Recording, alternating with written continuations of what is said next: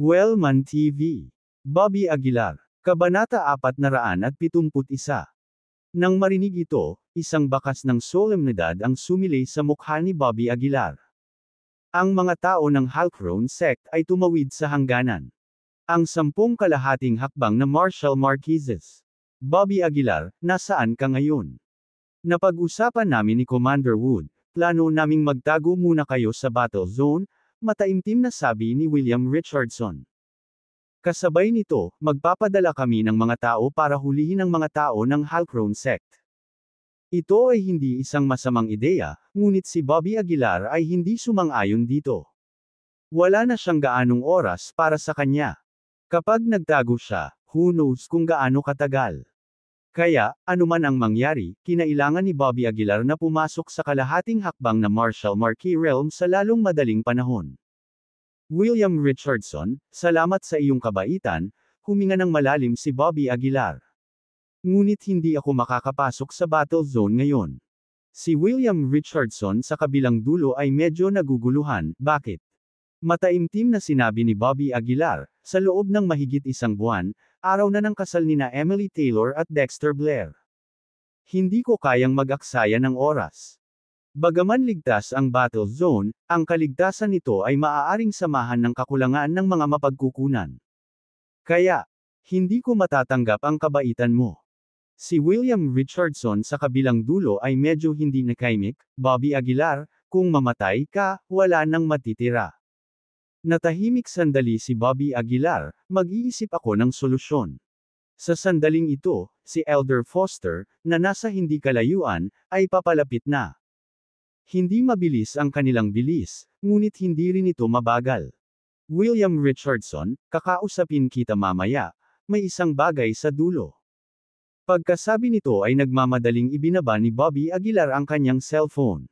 Pagkatapos, tumingin si Bobby Aguilar sa paparating na grupo ng mga tao, tahimik na naghihintay sa kanilang pagdating. Makalipas ang halos 10 minuto, sa wakas ay nakarating na sila sa harap ni Bobby Aguilar. Ang pinuno ay isang matandang lalaki na nakasuot ng tradisyonal na damit na Chino. Siya ay may malamig na mukha at isang kagalang-galang na hangin, ang aura ng isang superior. Sino ka? Lumapit si Elder Foster at malamig na nagtanong. Itinuro ni Bobby Aguilar ang hydrating tower sa likod niya at sinabing, ako ang master ng tower na ito. Ikaw ang master ng tower na ito. Bahagyang kumunat ang noo ni Elder Foster. Ngumuso siya, bakit hindi ko pa narinig na may master ang hydrating tower na ito? Paumanhin, wala noon, ngunit mayroon na ngayon, mapagpakumbabang sabi ni Bobby Aguilar. Ang Great Saint Sect ay kilala bilang matuwid at kagalang-galang, naniniwala akong hindi kayo magiging mga bandido, tama ba? Nakangiting sabi ni Bobby Aguilar. Biglang naging pangit ang mukha ni Elder Foster. Ang Great Saint Sect ay nag-claim na tipunin ang lahat ng mga dakilang santos sa mundo, kaya natural na hindi sila gagawa ng pagnanakaw. Ngunit sa katotohanan, iyon ay panlabas na pag-aangkin lamang, habang sa pribado ay nagsagawa sila ng mga kaiyahiyang gawa. Tumigil ka na sa pagsasalita ng kalokohan. Kami, ang Great Saint Sect, ay nag-requisition itong hydrating tower, malamig na sabi ng isang Grandmaster. Hindi naman nagmamadali si Bobby Aguilar, natawa siya, are you going to grab it by force? Hindi ka ba natatakot na masira ang reputasyon ng dakilang Saint Sect mo? Hanggat papatayin ka namin, walang Panginoon itong hydrating tower. Sa oras na iyon, hindi ito maituturing na sapilitang, nakangiting sabi ng Grandmaster. Hindi napigilan ni Bobby Aguilar ang pagpikit ng mga mata. Oo naman, lahat ng uwak sa mundo ay pare-parehong itim, ngini siya ni Bobby Aguilar. Hindi nagalit si Elder Foster, walang pakialam niyang sinabi, bata, ang mundo ay mas komplikado kaysa sa iniisip mo. Minsan, ang reputasyon ay mas mahalaga kaysa sa isang buhay. Napataas ang kilay ni Bobby Aguilar, paano kung handa akong ibigay ang hydrating tower ngayon? Sa tingin mo may chance ka pa? Napaatras si Elder Foster, at agad na naglakad ang Grandmaster patungo kay Bobby Aguilar na nakakuyom ang mga kamao. Anak, huwag mo akong sisihin sa pagiging walang puso. Dapat mong sisihin ang sarili mo. Sampal. Bago pa matapos magsalita ang Grandmaster, sinampal ni Bobby Aguilar ang kanyang ulo sa mga piraso. Sa tingin mo ba madali akong mabuli? Ngumisi si Bobby Aguilar. Ang mga mukha ng lahat ay nagbago ng husto, at walang nang ahas na kumilos. Ang pagpatay sa isang Grandmaster sa pamamagitan ng isang sampal, ang taong ito ay tiyak na hindi karaniwan. Bahagyang kumunot ang kilay ni Elder Foster at malamig na sinabi, "Sino ka lang?" "Ang pangalan ko ay Bobby Aguilar." Wala namang balak itago si Bobby. Nang marinig ang pangalang ito, ang mga mukha ng lahat ng naruroon ay lubhang nagbago. "Ikaw si Bobby Aguilar." Mahigpit na nagsalubong ang mga kilay ni Elder Foster. Mabilis na pumasok sa isip niya ang hindi mabilang na mga ideya. Hindi nagtagal, nagkaroon ng ibang kilos si Elder Foster. Natawa siya at sinabing, "Kaya ikaw ang sikat na Bobby Aguilar. Sa totoo lang, ang aming Great Saint Sect ay palaging interesado sa iyo. Hindi ko inaasahan na dito kita makikita." Nang makita ang tusong tingin ni Elder Foster, paulit-ulit na nanunuya si Bobby sa kanyang puso. Kung noon pa lang, nalinlang si Bobby sa kanyang tila, mabait at mabait, na ekspresyon. Ngunit si Bobby ngayon ay hindi na ang walang muwang na bata sa nakaraan. Alam na alam ni Bobby kung ano ang nasa isip nitong tusong matandang fox, ni Elder Foster. "Bobby, hindi ko alam kung interesado kang sumali sa ating Great Saint Sect." Nakangiting sabi ni Elder Foster. Saglit na nag-alinlangan si Bobby at sinabing, "Elder Foster, diretso na tayo sa punto. Gusto mo itong hydrating tower, tama?" Sabi ni Bobby. Nagulat si Elder Foster, pagkatapos ay sinabi sa mahinang boses, "Tama. Napakahalaga ng hydrating tower sa ating Great Saint Sect. Kung handa kang ibigay sa amin, kaya kong tuparin ang isang kondisyon para sa iyo." "Talaga?" Tumaas ang kilay ni Bobby at nagtanong. Tumango si Elder Foster at sinabing, "Talaga. Hanggat handa kang ibigay ang hydrating tower sa Great Saint Sect." "Sige." Tumango si Bobby. Mataimtim siyang nagsalita, "Una, kailangan kong magtanim sa loob ng hydrating tower sa loob ng 3 araw. Pagkatapos ng 3 araw, maibibigay ko na sa iyo ang tore." Tumawa si Elder Foster at sinabing, "Siyempre, walang problema." Nagpatuloy si Bobby, "Pangalawa, gusto ko ng 10,000 taong gulang na halamang gamot." Nang marinig ito, si Elder Foster ay halos lumuwa ng isang subo ng dugo. 10,000 taong gulang na halamang gamot. Bakit hindi ka nalang magnakawan? Bagamat naisip niya ito sa kanyang puso, sumang-ayon pa rin si Elder Foster at sinabing, "Sige, walang problema." Matapos makuha ang kumpirmasyon ni Elder Foster, hindi napigilan ni Bobby na mapangiti ng paulit-ulit sa kaibuturan ng kanyang puso. Gaya ng inaasahan, ang matandang hayop na ito ay walang balak na makipag-ayos kay Bobby. Ang isang 10,000 taong gulang na halamang gamot ay isang bagay na hindi kailanman maaaring sang-ayunan ng Great Saint Sect. Ang tanging dahilan kung bakit madaling pumayag si Elder Foster ay dahil wala siyang balak na ibigay ito. Ang lahat ng kanyang mga salita ay pawang mga taktika lamang. "Well, hindi ko sinasadyang ibigay sa iyo ang hydrating tower, kaya pantay na kami." Lihim na nag-isip si Bobby. "Bobby, kung ganoon, may ipapadala ako pabalik sa Great Saint Sect para kunin ang herb ngayon." "Paano na?" Nakangiting sabi ni Elder Foster. Tumango si Bobby at sinabing, "Siyempre, walang problema. Sige, hintayin mo lang ang magandang balita." Nakangiting sabi ni Elder Foster. Walang sinasabing anuman, tumalikod si Bobby at naglakad papasok sa hydrating tower, isinara ang mabigat na pinto sa likuran niya. Kagalang-galang na Fifth Mountain. Sa isang pag-iisip, ang Venerable Fifth Mountain ay nahulog sa palad ni Bobby. Pagkatapos, dahan-daang itinulak ni Bobby ang Venerable Fifth Mountain pasulong, na nakaharang sa pasukan sa hydrating tower. Sa labas, hindi naiwasang magtanong ng isang disipulo ng Great Saint Sect, "Elder Foster, bakit ka pumayag sa napakaraming bastos na kahilingan mula sa kanya?" Sinulyapan siya ni Elder Foster at malamig na bamantong hininga, noon pa lang, muntik nang mamatay si Dudley Lynch sa mga kamay ni Bobby. "Kung lalabanan ko siya, wala akong mapapala at baka mamatay pa ako." Sa wakas ay naunawaan ng nasasakupan, kaya ito ay isang delaying na taktika. Malamig na sinabi ni Elder Foster, kayo, bumalik kaagad sa Great Saint Sect at dalhin sa akin ang martial marquee weapon. Oo, sir. Ang iilang tao ay umamin sa utos at tumalikod na para umalis. Habang nakatingin siya sa hydrating tower, hindi napigilan ni Elder Foster na haplasan ang kanyang balbas at tumawa ng malamig. Gusto mo ng 10,000 taong gulang na halamang gamot. Baliw ka. Ngumisi si Elder Foster sa kanyang puso. Kabanata 472. Sa loob ng hydrating tower, si Bobby Aguilar ay may kaparehong ideya kay Elder Foster. Gusto mo ng hydrating tower? Siguradong nagbibiro ka. Napangisi si Bobby Aguilar. Sa pakikipag-usap kay Elder Foster kanina, biglang naisip ni Bobby ang isang posibilidad. Paano kung may lihim na nakatago sa ilalim ng hydrating tower? Aabutin ng hindi bababa sa 12 oras para makabalik ang mga tao ni Elder Foster na may mga reinforcements at bumalik sa doon. Binalak ni Bobby na gamitin ang 12 oras na ito upang subukan at makita kung ang sekreto ay talagang nakatago sa ilalim ng hydrating tower. Nang handa na ang lahat, nagsimulang magtrabaho si Bobby. Ang kanyang palad ay kumikinang sa liwanag, at isang malakas na puwersang espiritual ang natipon sa kanyang kamao. Sa sumunod na segundo, binasag ni Bobby ang kanyang kamao sa lupa. Boom! Agad na yumanig ang lupa. Parang lindol ang nangyari. Sa itaas ng lupa, nagsimulang lumitaw ang mga bitek.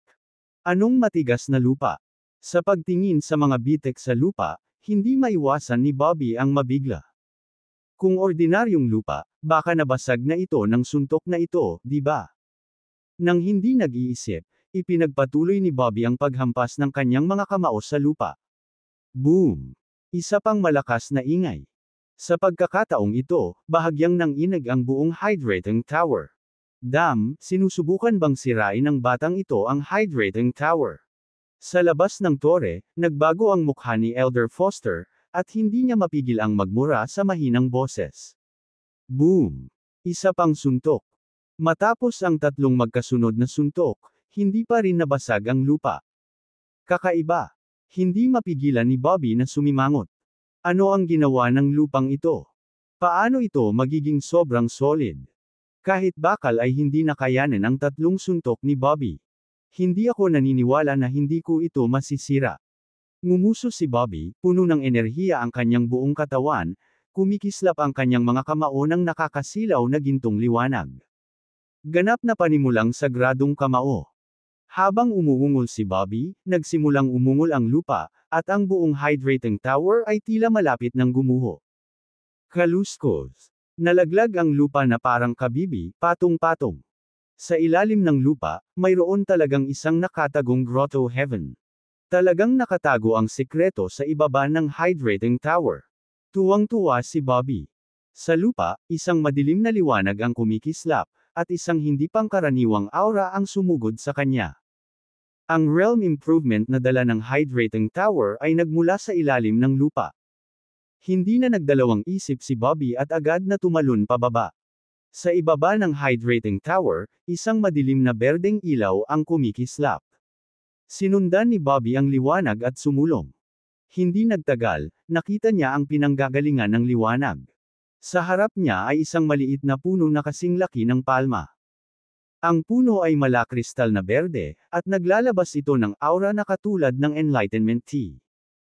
Habang papalapit si Bobby sa maliit na puno, naramdaman niyang biglang lumiwanag ang kanyang pag-iisip at naging maliwanag ang lahat.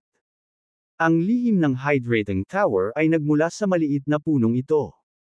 Napatitig si Bobby sa berdeng puno, medyo nasasabik sa loob. Kapag inalis ko ang punong ito, ang hydrating tower ay mawawalan ng halaga, at ang lahat ng makukuha ng Great Saint Sect ay isang walang laman na shell. Lihim na napangiti si Bobby. Sa isiping iyon, inilahad niya ang kanyang kamay, balak niyang dalhin ang maliit na puno. Gayunpaman, nang malapit nang mahawakan ng kamay ni Bobby ang puno, isang malaking talim ang lumipad sa himpapawid. Ang mabangis na blade aura ay agad na nagtulak kay Bobby pabalik. Walang sino man ang pinapayagang lumapit sa 3 purong sinaunang puno. Isang malamig na boses ang nanggaling sa di kalayuan. Pagtingala niya, nakita niya ang isang lalaking nakalumang damit na naglalakad palapit sa kanya. Ito ba ay isang tagapangalaga? Hindi mapigilan ni Bobby Aguilar na mamangha. Sinasabi na ang isang espiritual na nilalang na pinagkatiwalaan sa pagbabantay sa mga kayamanan ng Dharma ay isisilang mula sa mga makamundong kayamanan, at ang espiritual na nilalang na ito ay kilala bilang tagapangalaga. Narinig na ni Bobby Aguilar ang tungkol sa Guardians dati ngunit hindi pa siya nakakita ng isa. Nang makita niya ang isa ngayon, natural siyang naalarma at nawalan ng pag-asa.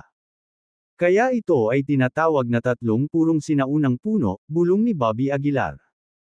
Pagkatapos, tumingin siya sa tagapangalaga at sinabi sa tono ng pakikipag-ayos, ang tatlong purong sinaunang puno na ito ay napakahalaga sa akin. Bakit hindi mo ibigay sa akin? Agad na sumigaw ang tagapangalaga, walang sino man ang pinapayagang lumapit sa tatlong purong sinaunang puno. Pagkatapos sabihin iyon, naglunsad siya ng isa pang aerial attack. Nagmamadaling tumabi si Bobby Aguilar, bamulong, ang sama ng loob. Umalis ka agad. Hinawakan ng guardian ang kanyang long blade, itinuro si Bobby Aguilar. Hinawakan ni Bobby Aguilar ang kanyang baba at bamulong, mukhang hindi ko maalis ang tatlong purong sinaunang puno na ito nang hindi kita natatalo. Well, hindi ko intensyon na saktan ka. Habang bumagsak ang kanyang mga salita, ang gintong liwanag ay sumikat sa buong katawan ni Bobby Aguilar. Halika, tingnan ko kung ano ang kaya ninyong mga tagapangalaga. Ngumisi si Bobby Aguilar. Swoosh! Agad na inihampas ng tagapangalaga ang kanyang bakal na talam, malakas na hinampas si Bobby Aguilar. Natapakan ni Bobby Aguilar ang shrunken ground into an inch, madaling nakaiwas sa pag-atake. Sa sumunod na segundo, dumating ang kamao ni Bobby Aguilar sa ulo ng guardian. Sorry. Ang gininto ang kamao, kasama ang napakatinding puwersa nito, ay walang awa na hamampas sa ulo ng tagapangalaga. Sa pamamagitan ng tunog ng crack, bumukas ang ulo ng guardian, diretsyong bumagsak ang kanyang katawan, at hindi nagtagal, nawala ito sa hangin. Parang show-off lang pala siya. Bulong ni Bobby Aguilar, nakatingin sa guardian na bumagsak. Pagkatapos, mabilis siyang naglakad patungo sa tatlong purong sinaunang puno. Saktong pag-abot niya, isa pang bakal na talam ang lumipad sa ere. Ang strike na ito ay mas malakas kaysa dati. Ang nakakatakot na sword energy ay nag-iwan ng mga puting marka sa buong katawan ni Bobby Aguilar. Walang sino man ang pinapayagang lumapit sa tatlong purong sinaunang puno, umalis ka agad. Muling umalangaw ang pamilyar na boses. Nagbago ang mukha ni Bobby Aguilar nang makita niyang muling lumitaw ang guardian. Paano nangyari ito? Mapait na reklamo ni Bobby Aguilar. Paano maaaring lumitaw ang isa pa pagkatapos niyang pumatay ng isa? Nang hindi masyadong nag-iisip, inulit ni Bobby Aguilar ang kanyang naunang galaw at muling binasag ang ulo ng guardian. Gayunpaman, nang lapitan ni Bobby Aguilar ang tatlong purong sinaunang puno sa ikatlong pagkakataon, muling isinilang ang tagapangalaga. Tulad nito, 11 beses na sunod-sunod na pinatay ni Bobby Aguilar ang tagapangalaga, ngunit hindi pa rin makuha ang tatlong purong sinaunang puno. May mali. Humihingal si Bobby Aguilar habang nakatingin sa guardian na muling nabuhay sa ika-12 pagkakataon. Tila sa bawat oras na muling nabuhay ang tagapangalaga, ang lakas nito ay tumaas ng husto. Ang tagapangalaga, na lumitaw sa unang pagkakataon, ay hindi maaaring saktan si Bobby Aguilar. Nang dama po ang kanyang long blade kay Bobby, hindi man lang ito nakapag-iwan ng puting marka. Ngunit ang guardian na lumitaw sa ika-11 beses ay maaaring makalusot sa mga pisikal na depensa ni Bobby Aguilar. Boom! Nabasag muli ng kanyang kamao ang ulo ng guardian, ngunit wala pang kalahating minuto, muling lumitaw ang guardian. Hindi ito gagawin. Pagod na ako sa kamatayan sa ganitong bilis. Medyo malungkot ang mukha ni Bobby Aguilar. Tinitigan niya ang malayong tatlong purong sinaunang puno at bamulong, dapat ba akong sumuko ng ganito? Talagang hindi. Hanggat makukuha niya ang tatlong purong sinaunang puno, kumpiyansa si Bobby Aguilar na makakatuntong siya sa kalahating hakbang na martial marquee realm bago ang ika-9 ng Setyembre. Kaya naman kailangan niyang makuha itong tatlong purong sinaunang puno sa lahat ng paraan. Kabanata 473. Walang makakahawak sa tatlong purong sinaunang puno. Muling umalangaw-ngaw ang malupit na sigawan, na nagdulot ng mas matinding pag-atake kay Bobby Aguilar. Umiwas si Bobby habang pinag-iisipan ang diskarte niya. Gayunpaman, sa sandaling ito, ang lakas ng tagapangalaga ay tumaas ng malaki, papalapit sa kapangyarihan ng isang kalahating hakbang na martial marquee. Sa hateng konsentrasyon ni Bobby, nakuha ng Guardian ang isang pagkakataon. Klang! Isang mabangis na talim ng bakal ang mabangis na tumama sa balikat ni Bobby. Agad na nagkaroon ng dagwang sugat ang kanyang balikat na bahagyang napinsala pa ang kanyang mga buto. Hindi, kung magpapatuloy ito, hindi ako magkakaroon ng pagkakataong alisin ang tatlong purong sinaunang puno. Naging medyo hindi magandang tingnan ang mukha ni Bobby. Hindi niya akalain na magiging ganito kahirap ang Guardian. Hindi ako marunong gumamit ng brute force. Kailangan kong makahanap ng matalinong paraan. Si Bobby, na nakatapak sa kanyang shrink and ground into an inch technique, ay mabilis na umatras. Inilabas niya ang kanyang divine sense, sinusubukang humanap ng mahinang lugar sa Guardian. Sa kasamaang palad, ang tagapangalaga ay isa lamang espiritual na nilalang at walang nakikitang mga kahinaan. Bang! Ang isa pang bakal na talim ay dumampi sa noo ni Bobby, na tumama sa malaking bato sa likod niya. Nabasag ang malaking bato sa pagtama. Napaatras si Bobby, hindi sinasadyang pinunasan ang pawis sa kanyang noo. Buzz! Ang tagapangalaga ay muling sumulong, ang kanyang bilis ay tumataas ng maraming beses. Walang mapagtataguan si Bobby, kaya naikuyom niya ang kamao at humarap. Boom! Ang gintong kamao ni Bobby ay tumama sa ulo ng tagapangalaga. Sa pagkakataong ito, hindi sumabog ang Guardian, ngunit umatras ng ilang hakbang. Damn! Nang makita ang sitwasyong ito, lalong naging hindi mapalagay si Bobby. Kung muli niyang pinatay ang tagapangalaga, si Bobby ay maaaring hindi katugma sa muling nabuong tagapangalaga pagkatapos. Umalis ka dali. Ang tagapangalaga, na parang naiirita kay Bobby, ay itinaas ang kanyang bakal na talim at naglunsad ng isang magulong pag-atake. Hindi siya mapatay ni Bobby at hindi makayanan ang kanyang pag-atake, kaya umiwas lang siya. Nadurog ang paligid, naging magulo sa isang iglap. Gayunpaman, ang mga pag-atake ng Guardian ay hindi nagpakita ng mga palatandaan ng paghinto, determinadong pilitin si Bobby na umatras. Ha! Nang mga sandaling iyon ay nagningning ang mga mata ni Bobby. Nagulat siya nang makitang parang may kakaiba sa kapaligiran. Ang malaking bato na nabasag kanina ay bumalik sa dati nitong estado. Tinitigan ni Bobby ang malaking bato, puno ng pagkamangha ang kanyang mga mata. Mabilis niyang inilibot ang paningin sa paligid. Gaya ng inaasahan, ang magulong kapaligiran na dating dulot ng tagapangalaga ay unti-unting nagpapanumbalak sa sarili nito.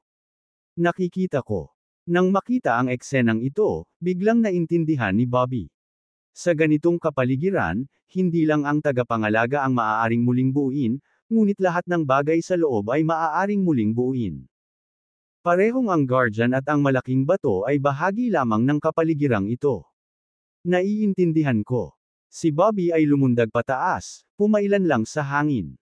Nagkamali ako na tumutok sa Guardian. Seryosong sabi ni Bobby. Sa katotohanan, ang tunay na problema ay ang kapaligiran. Sa madaling salita, mayroon talagang nabuong porma sayon sa lugar na ito.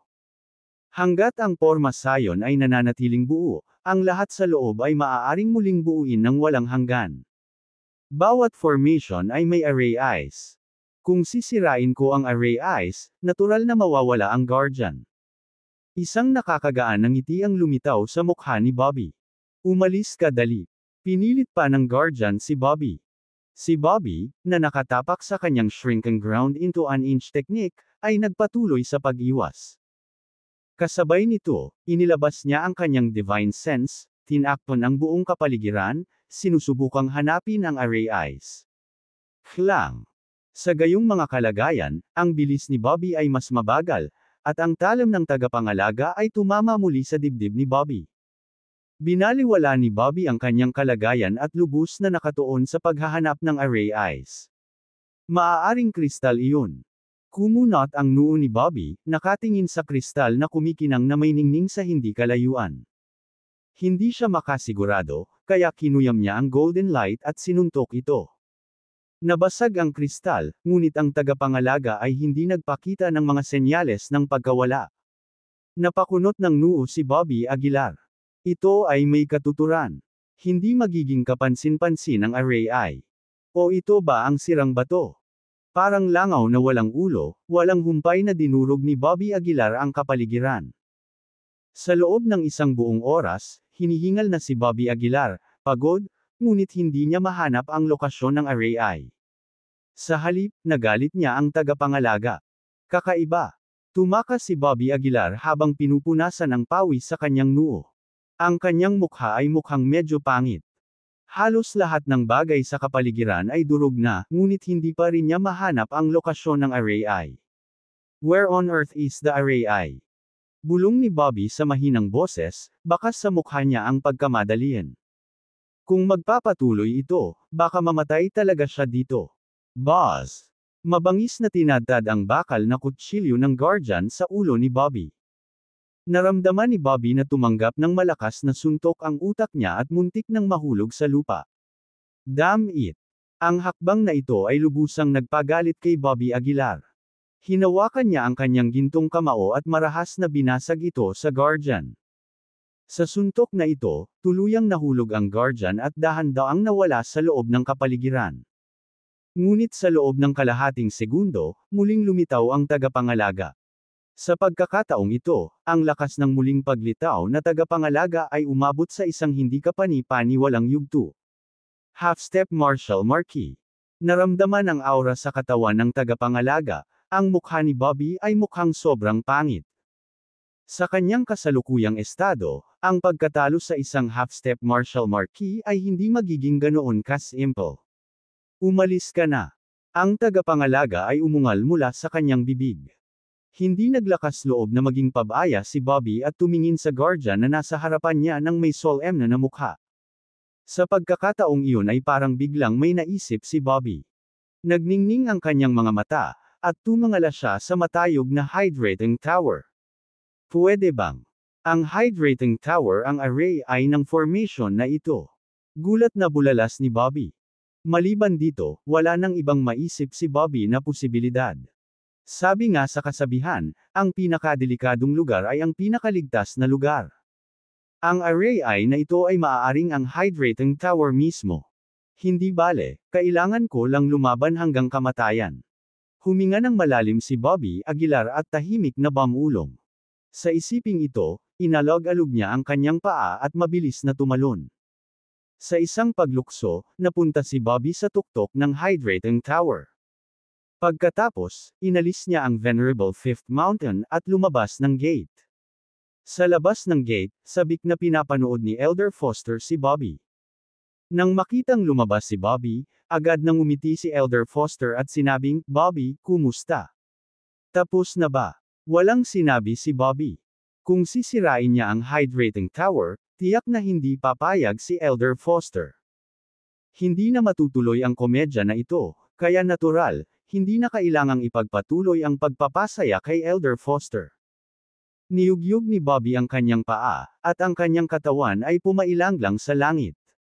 Tinitigan niya ang hydrating tower na may kahangahangang aura mula ulo hanggang paa. Ang ginintoang liwanag ay umaaligid sa himpapawid, tulad ng paglitaw ng pangalawang araw. Higit pa rito, ang ginintoang liwanag na hawak niya sa kanyang kamao ay naglabas ng malakas na pagpigil. Nang makita ang eksenang ito, nadama ni Elder Foster na may mali. Sa medyo kinakabahan na tono, sinabi niya, "Bobby, ano ang sinusubukan mong gawin?" Hindi sumagot si Bobby, at tahimik lang na bumulong, "Subukan ko lang." Bago bumagsak ang kanyang mga salita, kumulog ang kamao ni Bobby at matatag na tumama sa hydrating tower. Boom! Saglit, ang buong hydrating tower ay umindayog at hindi mabilang na mga sirang bato ang gumulong pababa. "Bobby, anong ginagawa mo?" Biglang nabalisa si Elder Foster, at ang liwanag sa kanyang mga palad ay sumisigaw, handang kumilos. Walang pakialam si Bobby kay Elder Foster. Kaya lang niyang subukan ang lahat para masuntok muli ang hydrating tower. Boom! Sa ilalim ng suntok na ito, sa wakas ay hindi na nakayanan ng hydrating tower at nagsimulang gumuho ng malakas. Kabanata 474. Sa pagtingin sa gumuhong hydrating tower, agad na nabalisa si Elder Foster. Bobby Aguilar, IF** mo ang nanay mo. Lumiit ang mga mag-aaral ni Elder Foster, at nagmura siya. Isang malakas na liwanag ang sumabog mula sa kanyang palad, dumiretso kay Bobby Aguilar. Naikuyom ni Bobby Aguilar ang kanyang kamao at sinalubong ito ng ulo. Boom! Sa isang malakas na ingay, umatras ng ilang hakbang ang figure ni Bobby Aguilar, at nagpakawala siya ng mahinang ungol habang umaagos ang dugo mula sa sulok ng kanyang bibig. Pagkatapos ng lahat, si Elder Foster ay isang kalahating hakbang na martial marquee, at ang kasalukuyang kalagayan ni Bobby Aguilar ay hindi maganda, kaya natural, siya ay dahado. Papatayin kita. Galit na umungal si Elder Foster. Si Bobby Aguilar ay hindi nang ahas na mag-aksaya ng anumang oras. Nagmamadali siyang tumapak sa shrink and ground into an inch technique at sumugod sa mga guho, pagdating sa ilalim ng unang palapag ng hydrating tower. Sa sandaling ito, ang kapaligiran ay nagbago ng husto. Ang dating magandang tanawin ay nawala, napalitan ng maputik na lupa sa lahat ng dako. At ang tagapangalaga ay nawala rin ng walang bakas. Tulad ng inaasahan. Tuwang-tuwa si Bobby Aguilar. Tama ang taya niya. Ang hydrating tower na ito ay ang Array Eyes. Nagmamadaling naglakad si Bobby Aguilar papunta sa Three Pure Ancient Tree, binunot ito, at isinilid sa kanyang special magic artifact. Hindi ka makakatakas. Papatayin kita. Ang boses ni Elder Foster ay nanggaling sa labas. Naging seryoso ang mukha ni Bobby Aguilar, at bumulong siya, kailangan ko munang humanap ng paraan para makatakas. Sa pag-iisip na iyon, napabuntong hininga si Bobby Aguilar, na-activate muli ang shrink and ground into an inch technique, at nag-bolt. Gusto mong tumakbo. Mangarap ka. Pinanood ni Elder Foster si Bobby Aguilar na nagmamadaling umalis na may malamig na ekspresyon. Pagkatapos, humakbang siya at mabilis na hinabol. Ngunit paano may kukumpara ang pamamaraan ni Bobby Aguilar na pag-urong sa 1 inch sa pamamaraan ni Elder Foster? Ang distansya sa pagitan ng dalawa ay unti-unting lumalawak, at wala pang 5 minuto, tuluyan nang nawala si Bobby Aguilar sa paningin ni Elder Foster. Hingal na hingal si Elder Foster, ang lamig ng mukha niya. Mabilis ding nakahuli ang kanyang mga tagasunod. Elder Foster, ano ang dapat nating gawin? May nagtanong. Isang bakas ng kalupitan ang bumungad sa matandang mukha ni Elder Foster. Nanliit ang kanyang mga mata, at malamig na sinabi, papatayin ko talaga siya. Pumunta sa airport. Hindi ako naniniwalang makakatakas siya hanggang sa dulo ng mundo. Sa kabilang banda, si Bobby Aguilar ay naglakas loob lamang na huminto pagkatapos tumakas ng 12 milya ang layo.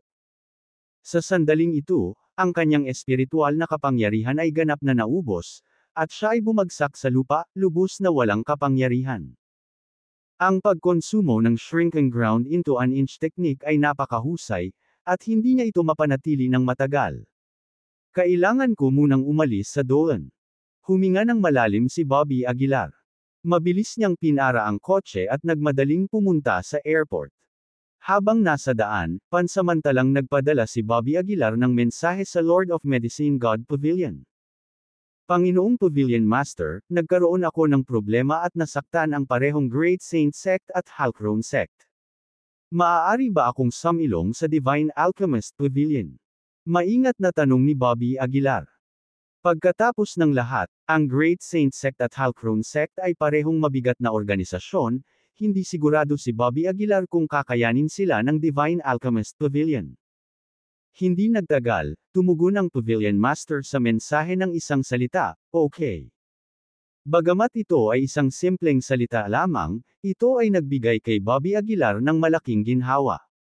Kailangan kong problemahin muli ang Divine Alchemist Pavilion. Isang mapait na ngiti ang ibinigay ni Bobby Aguilar sa kanyang puso. Hindi siya masyadong malinaw tungkol sa lakas ng Divine Alchemist Pavilion, ngunit mayroon silang napakalakas na koneksyon. Ngunit mahirap sabihin kung kakayanin nila ang labanan sa kamay.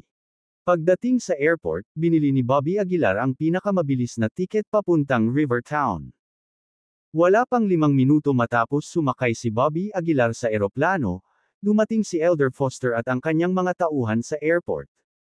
Sa koneksyon ng Great Saint Sect, hindi mahirap makahanap ng isang tao. Kaya, mabilis na nalaman ni Elder Foster ang patutunguhan ni Bobby Aguilar. Rivertown. Pinaikit ni Elder Foster ang kanyang mga mata. Pupunta siya sa Divine Alchemist Pavilion. Nagsalita ang katabi niya sa mahinang boses. Malamig na bumantong hininga si Elder Foster, paano kung ang Divine Alchemist Pavilion iyon? Kung kalaban niya ang aking Great Saint Sect, dead end lang ang naghihintay sa kanya. Pagkatapos, bumili si Elder Foster ng tiket sa eroplano, dumiretso sa Rivertown. Sa eroplano, sa wakas ay nakapagpahinga si Bobby Aguilar. Malapit na iyon, sabi ni Bobby Aguilar. Sa kabutihang palad, nakuha niya ang 3 purong sinaunang puno, kaya hindi ito walang kabuluhan. Gamit ang 3 purong sinaunang puno at ang mga halamang gamot mula sa Divine Alchemist Pavilion, hindi dapat maging mahirap na humakbang sa kalahating hakbang na martial marquee, naisip ni Bobby. Sa pag-iisip tungkol dito, hindi maiwasang mamuo ang isang ngiti sa sulok ng bibig ni Bobby. With that contented smile, mabilis na nakatulog si Bobby. Sa oras na muling nagising si Bobby ay nakarating na siya sa airport.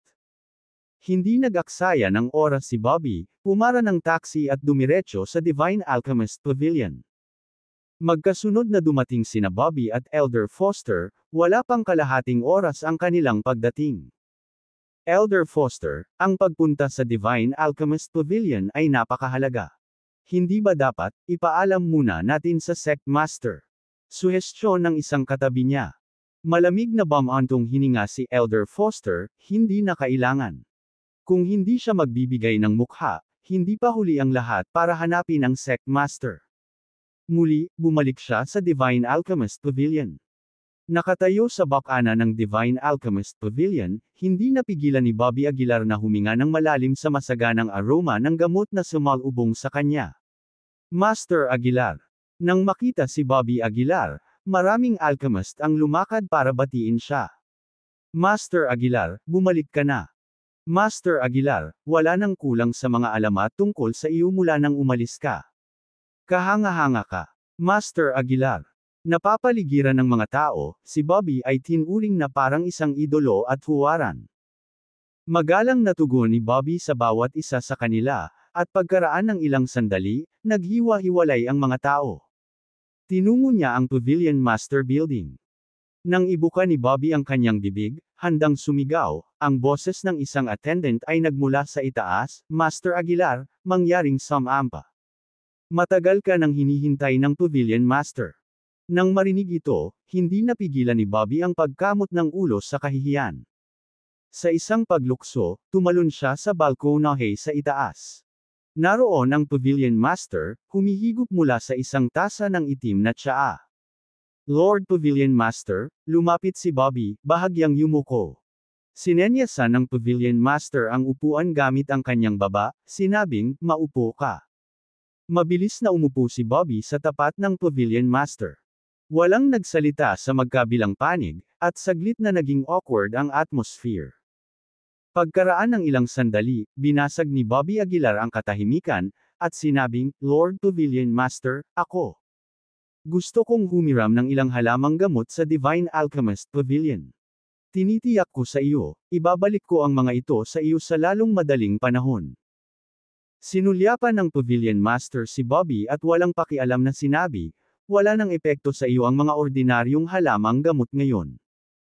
Sumagot si Bobby na may mapait na ngiti, oo, hindi ko alam kung bakit, ngunit ang aking dantian ay nangangailangan ng napakalaking halaga ng chi. Ang Pavilion Master ay dahan-daang tumayo at mahinang nagsabi, kung gusto mong pagbutihin ang iyong lakas sa maikling panahon, may isang paraan lamang. Si Bobby ay nagmamadaling tumingin sa Pavilion Master, puno ng paghanga ang kanyang mga mata. Iniabot ng Pavilion Master ang kanyang daliri, itinuro ang bodega sa di kalayuan. Maaaring maging kapaki-pakinabang sa iyo ang lugar na iyon, walang pakialam na sabi ng Pavilion Master. Pagkarinig nito, biglang nagkontrata ang mga pupils ni Bobby.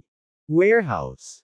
Dapat malaman na ang lahat ng mga halamang gamot sa Divine Alchemist Pavilion ay nagmula sa bodega na iyon. Ang konsentrasyon ng chi sa loob ng bodega ay lampas sa imahinasyon. Kabanata 475. Tuwang-tuwang tumayo si Bobby Aguilar at medyo masigasig na sinabi, "Pavilion Master, nagsasabi ka ba ng totoo?" Walang pakialam na sinabi ng Pavilion Master, "Ano sa palagay mo?" Ilang sandali, hindi alam ni Bobby Aguilar ang sasabihin. Nagmamadali siyang yumuko at magalang na sinabi, "Salamat, Lord Pavilion Master, sa iyong dakilang kabaitan at sapat na." Pinutol ng Pavilion Master ang mga salita ni Bobby. Tumingin siya kay Bobby at mahinahong sinabi, "Pero may hiling ako." Agad namang tumango si Bobby, "Hindi lang isa, kaya kong tanggapin ang 10 kahilingan." Huwag magmadaling sumang-ayon. Bahagyang ngumiti ang Pavilion Master. Hindi simple ang kahilingang ito. Tumawa si Bobby at sinabing, "Panginoong Pavilion Master, napakalaki ng naitulong mo sa akin, kahit na hilingin mo sa akin na ipagsapalaran ang aking buhay, payag ako." Hindi na nagsalita pa ang Pavilion Master. She said lightly, "Don't worry, maaga pa naman. Ipapaalam ko sa iyo pagdating ng panahon." Sige. Mariing tumango si Bobby. Sa sandaling ito, tila may naalala si Bobby. Mabilis niyang inilabas ang 3 purong sinaunang puno at ibinigay sa Pavilion Master. "Panginoong Pavilion Master, ito ay isang kayamanan na ngayon ko lang nakuha." "Ito ay tinatawag na 3 purong sinaunang puno," sabi ni Bobby. Nang marinig ito, isang bakas ng pagkagulat ang sumilay sa mga mata ng Pavilion Master. Kinuha niya ang 3 purong sinaunang puno at sinimulan itong maingat na suriin. Sa mga kamay ng Pavilion Master, ang 3 purong sinaunang puno ay kumikinang na may berdeng ilaw, na magkaiba ng husto sa kanyang makatarungang kamay. Ito talaga ang 3 purong sinaunang puno. Lalong nagulat ang Pavilion Master. "Dapat mong itago ng mabuti ang bagay na ito," mataimtim na sabi ng Pavilion Master. "Kapag lumabas ang balita, tiyak na haantong ito sa sakuna." Nang makita ang seryosong ekspresyon ng Pavilion Master, hindi nang ahas si Bobby Aguilar na maging pabaya. Mabilis siyang tumango at sinabing, "Ngayon tayong dalawa lang ang nakakaalam tungkol sa 3 purong sinaunang puno na ito." Sa puntong ito, medyo nalilito si Bobby at nagtanong, "Panginoong Pavilion Master, alam mo ba ang pinagmulan nitong 3 purong sinaunang puno?" Natahimik sandali ang Pavilion Master bago nagsalita ng dahan-dahan, "Ang 3 pure ancient tree ay sinasabing isang banal na puno na ginagamit ng mga Taoist practitioner para sa kaliwanagan. Ang punong ito ay may napakalakas na potensyal na paglago, at ang pagiging epektibo nito ay tataas kasama nito." Pagkatapos sabihin ito, ang Pavilion Master ay tumingin sa 3 purong sinaunang puno sa mga kamay ni Bobby at nagpatuloy, "Ang nasa iyong mga kamay ay isang baguhan pa lamang, na may malaking potensyal para sa paglaki sa hinaharap. Kung ang isang bagong panganak na puno ay maaaring magkaroon ng ganoong epekto, ano ang hindi maiisip na mga epekto nito kapag ito ay tumanda na? Itapon mo na," sabi ng Pavilion Master. "Tandaan ang aking mga salita, ganap na huwag ipaalam sa ikatlong tao ang tungkol sa 3 purong sinaunang puno. O kung hindi, ito ay tiyak na haantong sa sakuna, at sa oras na iyon, kahit na ako ay hindi mapoprotektahan ka." Mabilis na tumango si Bobby at sinabing, "Naiintindihan ko, Lord Pavilion Master." Habang nag-uusap ang dalawa, sa pagkakataong ito, may biglang bumangga. "Lord Pavilion Master, si Elder Foster mula sa Great Saint Sect ay humihiling ng audience," bulong ng attendant. Pilit na ngumiti si Bobby, "Nandito siya para sa akin." Hindi na nagulat ang Pavilion Master, sinulyapan niya si Bobby at sinabing, "Magpahinga ka muna, dadalhin kita sa bodega sa gabi." "Sige," tumango si Bobby. Pagkatapos, mukhang nag-aalala siya at sinabi, Panginoon Pavilion Master, ikaw. Mag-ingat. Ang Pavilion Master ay hindi umimik habang siya ay matikas na tumalon pababa mula sa pavilion na parang lunok.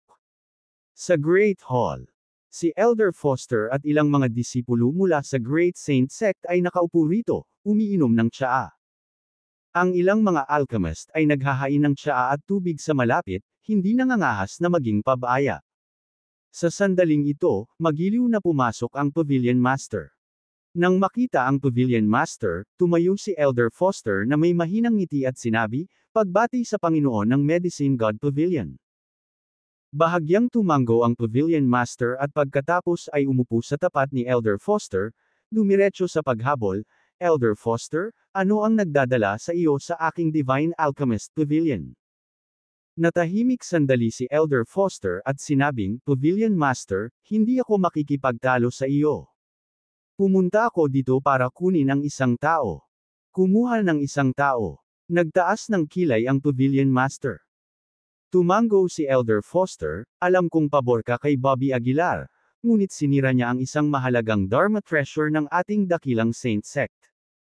Hindi ako magpapahinga hanggat hindi ko na ipaghihiganti ang kasalanang ito. Ang Pavilion Master ay humigop ng tsaa nang hindi nagsasalita. Nang makita ito, nagpatuloy si Elder Foster, Pavilion Master, hindi ko alam kung ano ang relasyon ninyo ni Bobby Aguilar, pero magulo siya. Kung iingatan mo siya, maya-maya ay magdadala siya ng kapahamakan sa Divine Alchemist Pavilion. Nang marinig ang mga salitang ito, sa wakas ay itinaas ng Pavilion Master ang kanyang ulo. Tumingin siya kay Elder Foster at sinabing, tinatakot mo ba ako?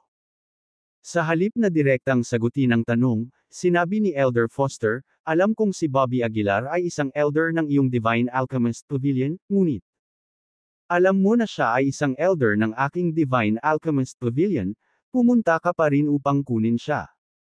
Pinutol ng Pavilion Master si Elder Foster. Ang mukha ni Elder Foster ay naging pangit.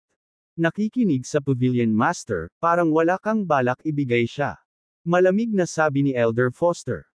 Nang marinig ito, mahinang ngumiti ang Pavilion Master, hindi pa alam ng aking Divine Alchemist Pavilion ang kahulugan ng pagbibigay ng mga tao. Lalo nitong ikinagalit si Elder Foster. Hinampas niya ang mesa at tumayo. Pinandilatan niya ang Pavilion Master at sinabing, pag-isipan mong mabuti. Kung pipilitin mong kanlungan si Bobby Aguilar, hindi mo lang ako masasaktan kundi pati na rin ang buong Great Saint Sect. Sumulyap ang Pavilion Master kay Elder Foster at walang pakialam na sinabi, dapat mong hayaan ang iyong Sect Master na sabihin ang mga salitang iyon sa akin. Hindi ka qualified. Kabanata 476. Ang mga mag-aaral ni Elder Foster ay biglang lumiit, at ang kanyang mukha ay naging lubhang hindi magandang tingnan. Titig na titig siya sa Pavilion Master, na puno ng galit ang dibdib. Alam ni Elder Foster na ang Lord of Medicine God Pavilion ay hindi madaling pakitunguhan, ngunit hindi niya inaasahan na siya ay magiging napakawalang galang.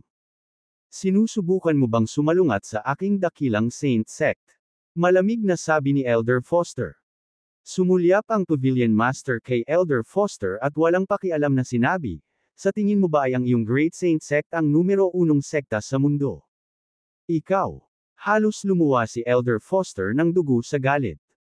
Kahit na ang Great Saint Sect ay hindi ang numero 1 sekta sa mundo, halos walang sinuman sa Hilaga ang nang-ahas na pukawin sila.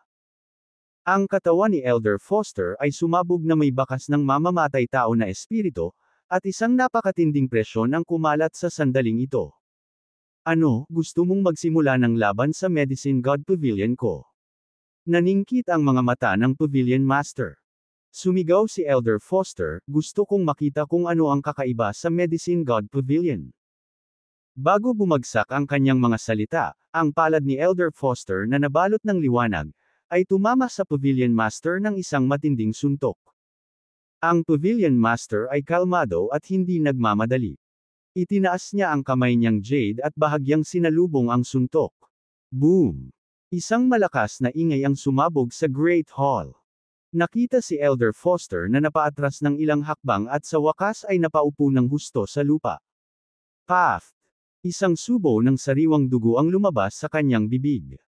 Pumunta sa aking Medicine God Pavilion para kunin ang isang tao, sino ka sa tingin mo? Ang aura ng Pavilion Master ay naging sobrang lamig, at ang temperatura sa silid ay bumaba ng husto. Ang mukha ni Elder Foster ay hindi kapani-paniwalang hindi magandang tingnan. Bagamat saglit na palitan, kitang-kita ang agwat ng dalawa. Fine, fine. Bumangon si Elder Foster mula sa lupa. Ire-report ko kaagad sa Sect Master. Walang ekspresyong sinabi ng Pavilion Master, paalisan mo siya.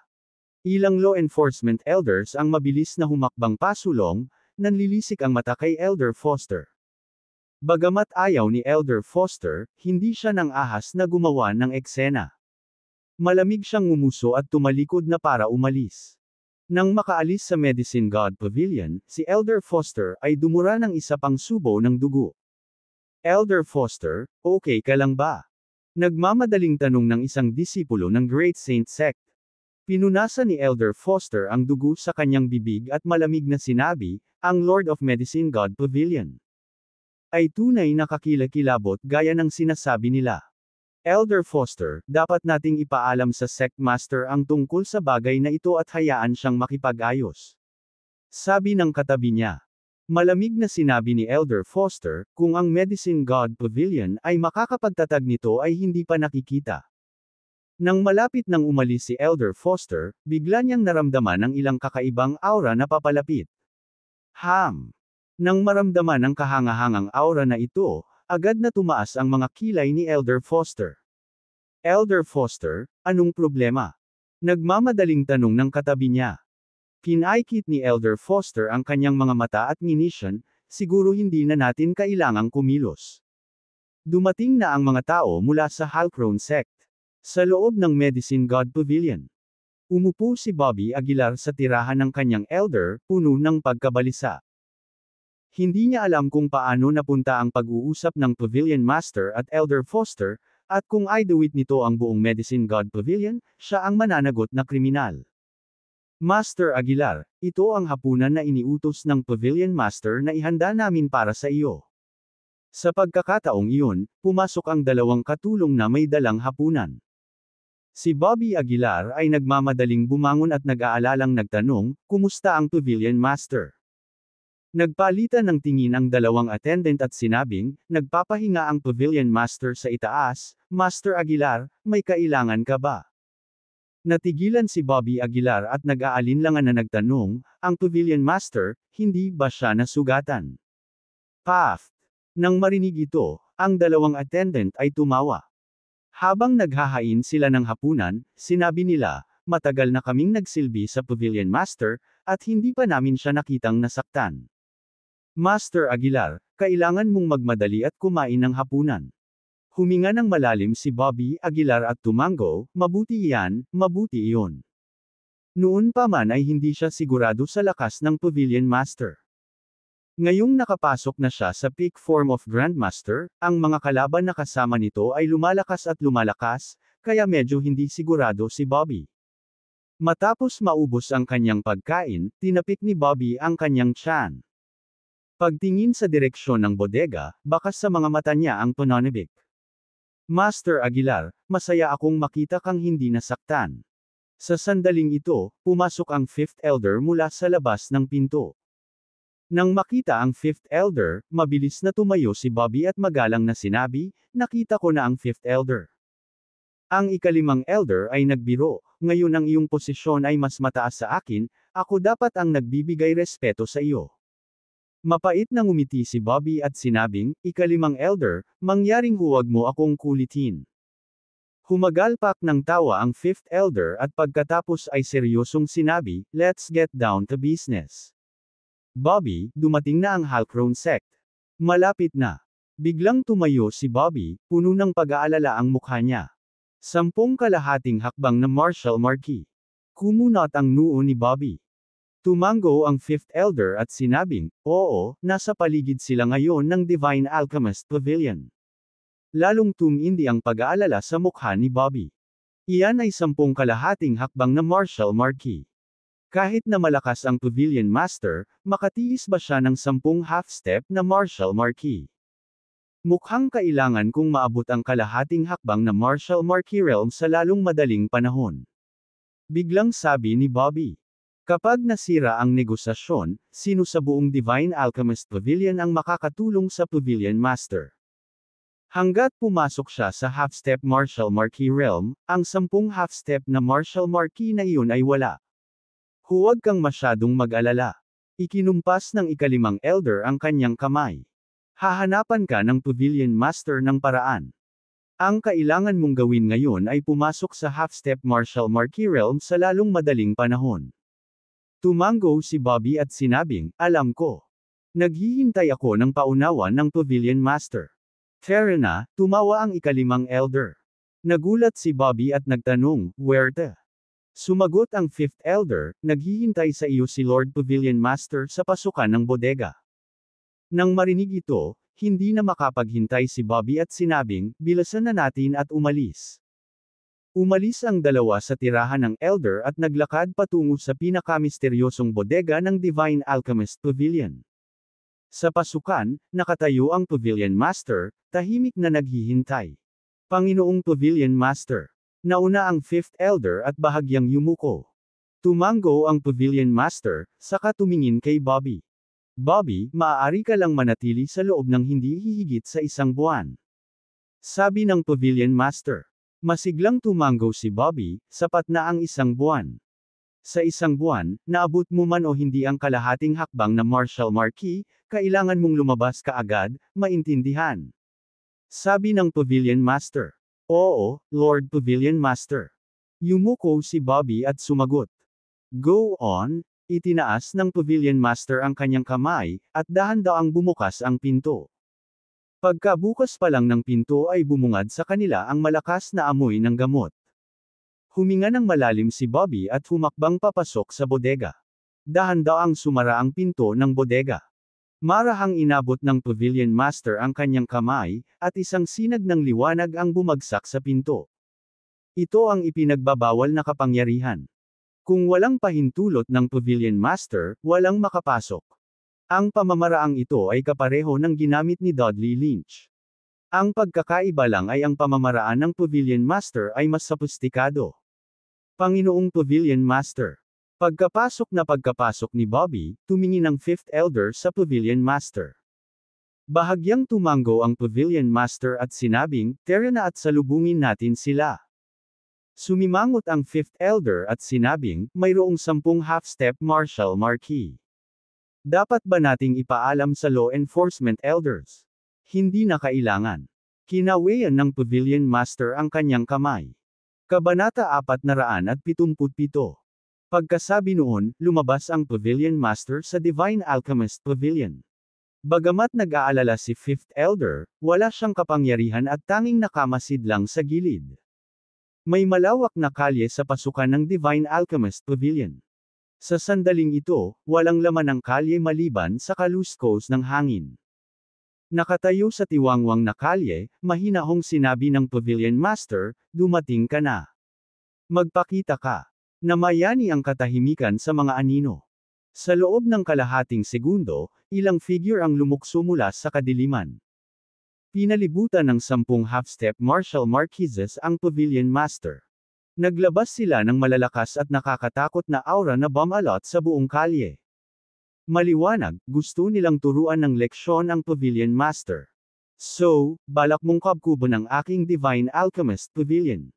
Nagtaas ng kilay si Pavilion Master, at biglang pumutok ang kanyang aura. Ang banggaan ng maraming aura ay agad na nagdulot ng matinding dagandong ng hangin. Pavilion Master, mali ang pagkakaintindi mo. Ang 10 kalahating hakbang na Martial Marquises ay pinigilan ng kanilang mga aura. Ang pinuno, si Hokhoknos, ay humakbang pasulong na may mahinang ngiti. Matagal na nating narinig na ang Pyro's Medicine God Pavilion ay may walang kapantay na Pavilion Master. Ngayon, tila ang reputasyon ay nararapat. Sa walang ekspresyong mukha, sinabi ng Pavilion Master, hindi na kailangan ng pambobola. Bahagyang yumuko si Hawk Nose at nagpatuloy, Pavilion Master, alam kong gusto mong protektahan si Bobby Aguilar, ngunit kailangan din siya ng ating Halcrone sect. Alam kong makapangyarihan ang iyong Divine Alchemist Pavilion at may mataas na katayuan sa Pyro, ngunit labis akong nasaktan ni Bobby Aguilar, at ang puot na ito ay dapat ipaghiganti. Kumunot ang noo ng Pavilion Master habang nakatingin sa Hawk Nose. Huwag kang makialam sa mga kalokohang iyon. Nang marinig ang kanyang mga salita, humagalpak ng tawa ang Hawk Nose. Sige, pakibigay si Bobby Aguilar, casual na sabi ni Hawk Nose. Isa pang humihiling sa akin na ibigay ang isang tao. Umiling ang Pavilion Master. Sinulyapan niya si Hawk Nose at sinabing, naniniwala ka ba na sa isang tawag sa telepono, masisiguro kung hindi ka makakatakas kay Pyro? Nang marinig ito, biglang nagbago ang mukha ng lahat. Ang kutis ng Hawk Nose ay unti-unti ding naging pangit. Pavilion Master, ang ibig naming sabihin ay walang kawalang galang. Kaya lang, sumusunod kami sa utos, at hindi kami makakabalik nang hindi natatapos ang aming gawain, malamig na sabi ni Hawk Nose. Umaasa kaming hindi pahirapan ng Pavilion Master ang mga bagay-bagay para sa amin. Bahagyang ngumiti ang Pavilion Master, sige, sa loob ng isang buwan, hahayaan kong umalis si Bobby Aguilar sa Divine Alchemist Pavilion. Sa oras na iyon, kahit anong gusto mong harapin ito, hindi ako makikialam. Sumimangot si Hawk Nose, seryoso ba ang Pavilion Master? Hindi naman ito delaying tactic, di ba? Totoo. Paano kung ipinaalam mo sa mga autoridad ng Pyro, at mapupunta tayo sa gulo? Walang pakialam na sinabi ng Pavilion Master, kung wala kang tiwala sa akin, gawin mo ang gusto mo. Matapos bitawan ang mga salitang ito, tumalikod ang Pavilion Master para umalis. Mabilis siyang pinigilan ni Hawk Nose at huminga ng malalim, sige, naniniwala ako na ang Pavilion Master ay isang taong tumutupad sa kanyang salita. Pero, paano kung babalikan mo ang iyong sinabi noon? Bahagyang sinabi ng Pavilion Master, sa isang buwan, kung hindi umalis si Bobby Aguilar sa Divine Alchemist Pavilion, haharapin ko kayong lahat sa kanyang lugar. Malinaw ang implikasyon. Kung si Bobby Aguilar ay hindi umalis sa Divine Alchemist Pavilion sa loob ng isang buwan, ang Halcrone sect ay maaaring kumilos laban sa kanya sa halip. Para sa Halcrone sect, malakas din ang pang-akit ng Master ng Divine Alchemist Pavilion. Pagkatapos ng lahat, ang kanyang mga kasanayan sa alchemy ay walang kapantay sa mundo. Sige, bahagyang yumuko si Hawk Nose. Dito na lang tayo maghihintay. Kung hindi namin siya makikita sa isang buwan, huwag mo kaming sisihin sa anumang pagkakasala. Nang walang anumang salita, ang Pavilion Master ay tumalikod at bumalik sa Divine Alchemist Pavilion. Sa sandaling ito, maingat na sinusuri ni Bobby Aguilar ang storage warehouse ng Divine Alchemist Pavilion. Sa malawak na bodega, hindi mabilang na mga halamang gamot ang itinanam. Ang mga damong ito ay lumalaki sa isang nakikitang bilis, malayo sa imahinasyon. Ang walang katapusang espiritual na chi ay lumundag sa mga alon. Ang chi na ito ay hindi kapani-pani walang nakapapawi, na nagpapakulo ng dugo sa kanilang mga ugat. Ito ay tiyak na dahil sa pagkakaroon ng bodega na ito na ang Divine Alchemist Pavilion ay maaaring tumayo ng napakatagal. May nakatagong kayamanan kaya sa bodega na ito na nagbigay ng hindi mauubos na supply ng espiritual na chi. Biglang naisip ni Bobby Aguilar, ang kanyang mga mata ay walang kamalay-malay na nakatingin sa lupa.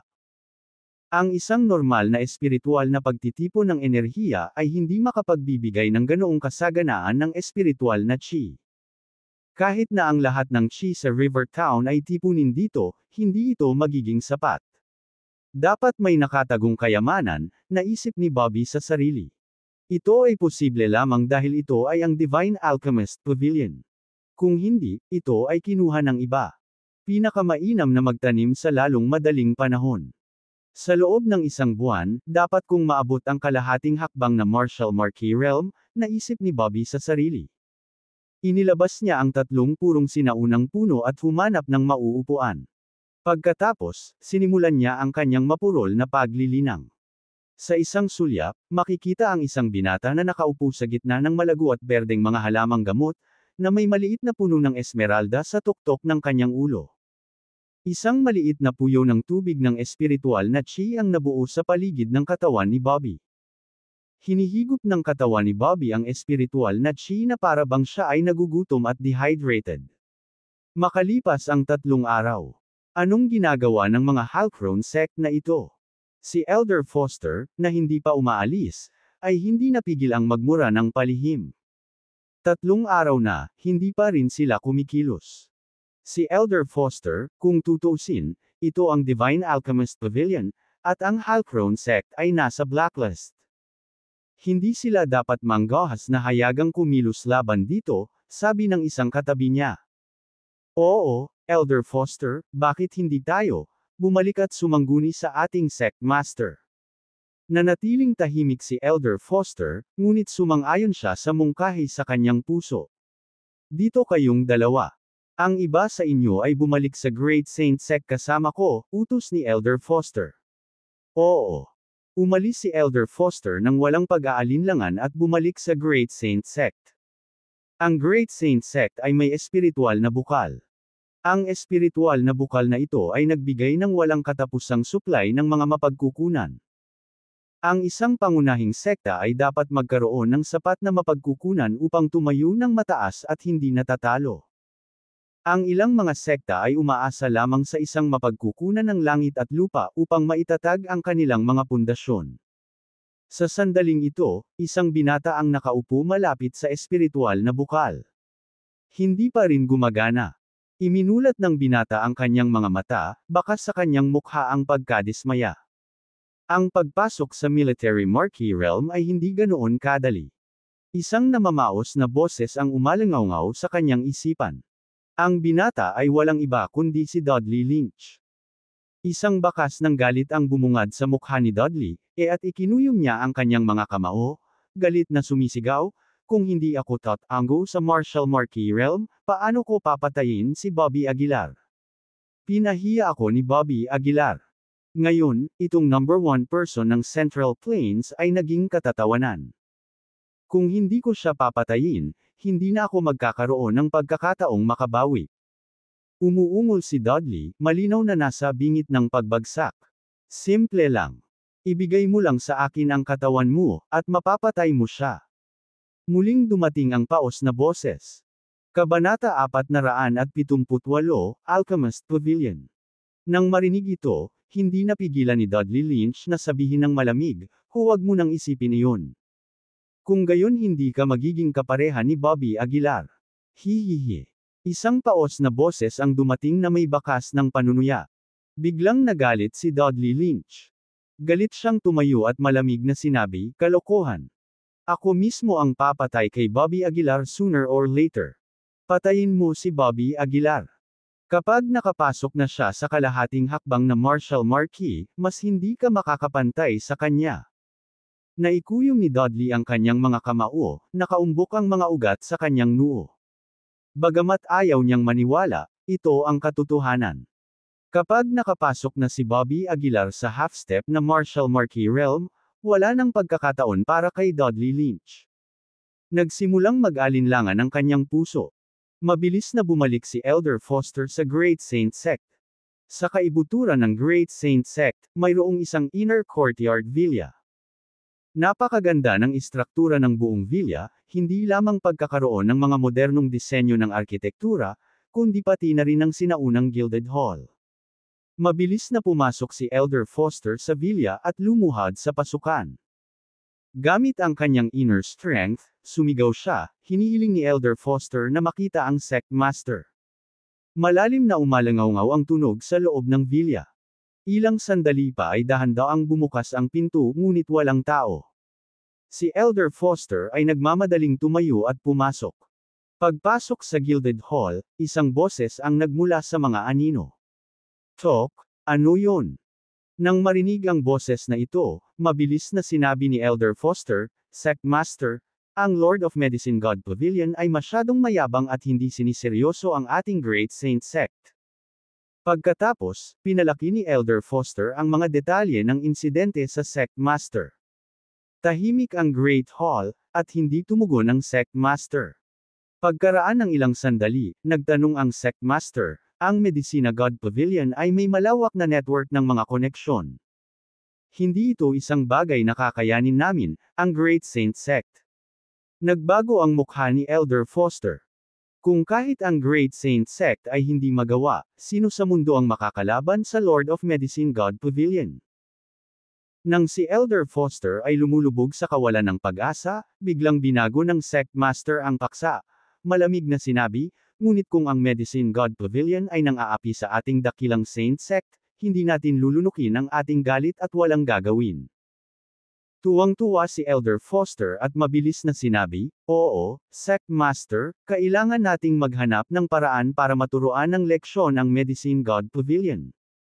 Ang Sect Master ay time na nagsabi, "Bukas ay pupunta ako sa Capital City at tatalakayin ang bagay na ito sa pamilya Taylor." Mabuti, mabuti.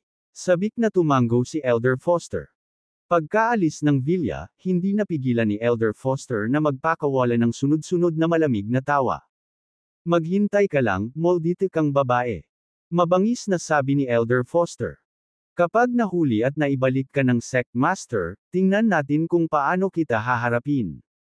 Sabi ni Elder Foster na may malaswang ngiti. Sa kanyang isipan, naisip niya ang nakamamanghang figure ng Pavilion Master at hindi niya maiwasang malunok ang kanyang laway.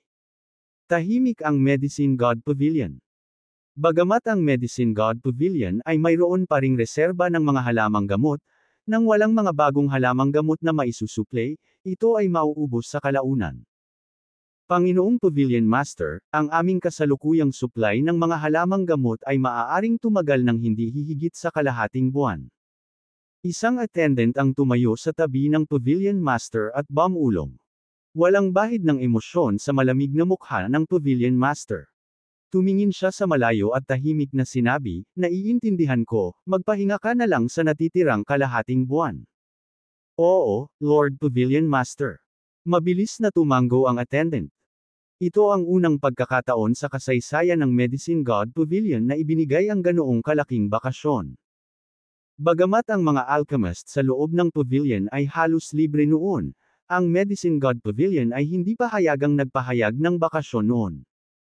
Hindi nagtagal, kumalat ang balita tungkol dito sa buong Medicine God Pavilion, at lahat ay hindi naiwasang magtsismisan. "Bobby Aguilar, hindi mo dapat pababayaan ang lahat," tahimik na bumantong hininga si Fifth Elder. Nagkaroon ng club sa Capital City. Ang club na ito ay sama-samang pinondohan ng ilang aristokratikong pamilya. Ang club ay hindi bukas sa publiko, at ang mga bisita ay pawang mula sa mga kilalang pamilya.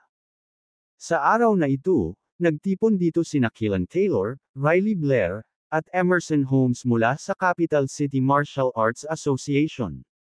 Bukod sa kanila, may isang matandang lalaki na nakasuot ng puting damit. Kahit na ang matanda ay may puting buhok,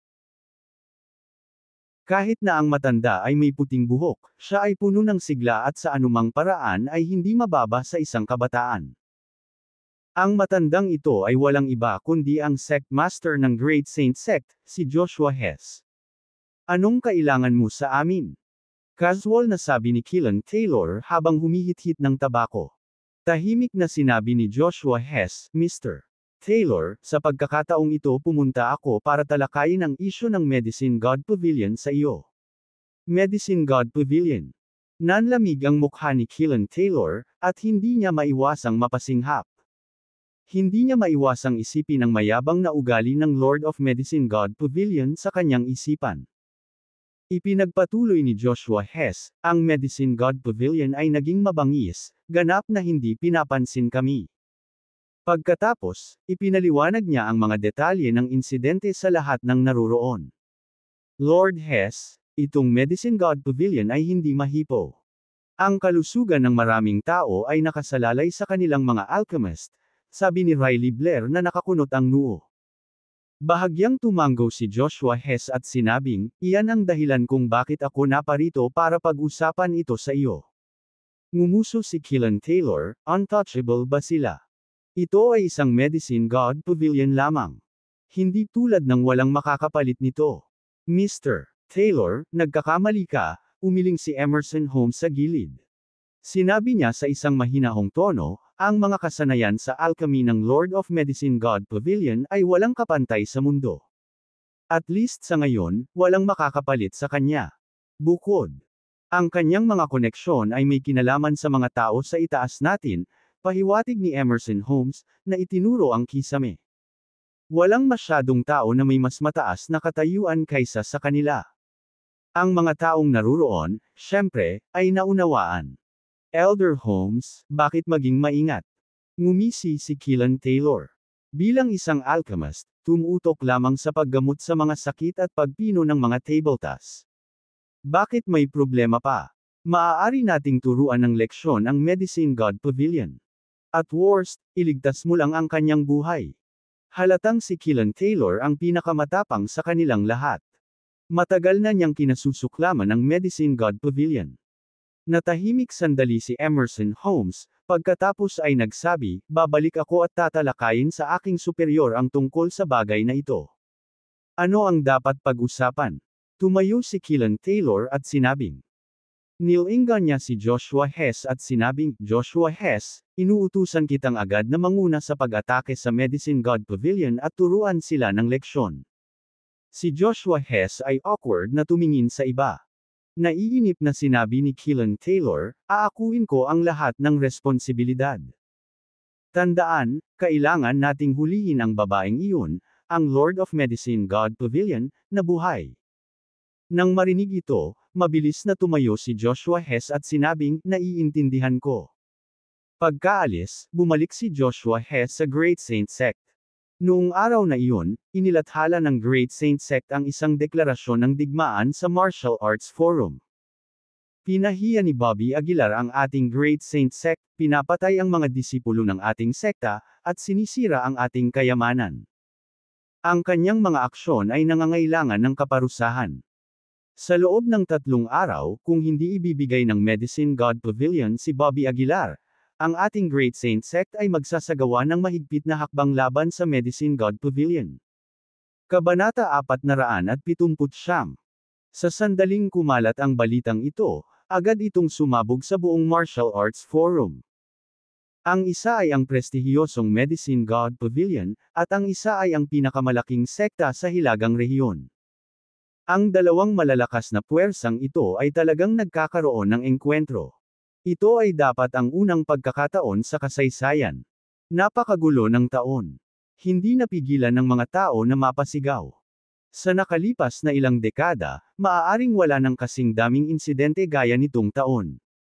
Talagang tatama ang Great Saint Sect sa Medicine God Pavilion. Sa pagkakaalam ko, hanggat kumikilos ang Medicine God Pavilion, maraming darating para suportahan sila, sabi ng isang tao. Tama, napakalakas ng network ng Medicine God Pavilion. Gayunpaman, ang Great Saint Sect ay hindi rin masama.